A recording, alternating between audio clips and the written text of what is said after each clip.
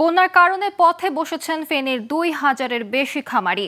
একদিকে হাঁস মুরগি ও গবাদি পশু বিক্রি কমেছে, অন্যদিকে ডুবে গেছে পশু রাখার স্থান। তার সাথে যোগ হয়েছে পশু খাদ্যের দাম বেড়ে যাওয়া। সব মিলিয়ে মাথায় হাত খামারিদের। সংশ্লিষ্টরা বলছেন, খামারিদের বন্যা পরবর্তী প্রণোদনা না দিলে বিপাকে পড়বে হাঁস মুরগি ও গবাদি পশুর খামারিরা। আর কাজ হারিয়ে মানবেতর দিন কাটাতে হবে হাজারো শ্রমিককে। ফেনী থেকে রফিকুল ইসলামের তথ্যচিত্র ডেস্ক রিপোর্ট। এবার স্মরণকালের ভয়াবহ বন্যায় ফেনীর ৬টি উপজেলায় তলিয়ে গেছে প্রায় ৬৪,১৬১টি গবাদি পশু। মারা গেছে ২৩,০৪,৪১০টি হাঁস মুরগি। এতে প্রাণিসম্পদ খাতে ক্ষতি হয়েছে প্রায় ৩৯১ কোটি টাকা বলে জানিয়েছে জেলা প্রাণিসম্পদ অধিদপ্তর। জানা গেছে, হঠাৎ পাহাড় থেকে নেমে আসা পানির স্রোতে কয়েকশো মুরগির খামার তলিয়ে যায়।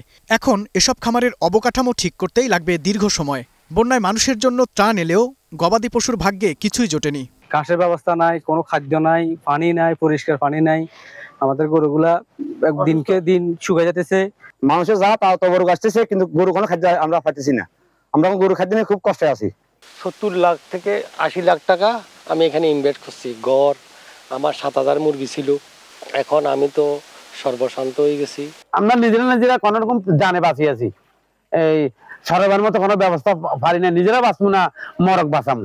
বন্যায় ক্ষতিগ্রস্ত সব খামারিকে প্রাণিসম্পদ অধিদপ্তর থেকে আর্থিক প্রণোদনা দিয়ে সহায়তার আশ্বাস দিলেন এই কর্মকর্তা। অনেক আপনার বড় বড় পোল্ট্রি ফার্ম আপনার ধ্বংস হয়েছে। এখানে অনেক ক্রাইসিস দেখা দেবে ভবিষ্যতের ডিমের মধ্যে। মানুষের অনেক ক্ষয়ক্ষতি হয়েছে, অনেক ইনভেস্টমেন্ট বিনিয়োগে এখানে ক্ষয়ক্ষতি হয়েছে। আশা করি আমার সরকার প্রধান বা আমার রাষ্ট্র বা আমার কর্তৃপক্ষ এখানে মানুষজনকে আবার আগের অবস্থায় ফিরে যাওয়ার জন্য এখানে বিভিন্ন ধরনের সহযোগিতা করবেন। সরকার আর্থিক সহায়তা দিয়ে আবারও ঘুরে দাঁড়ানোর সাহস যোগাবে, এমনটাই প্রত্যাশা বন্যা কবলিত ফেনীর খামারিদের। Global television news desk.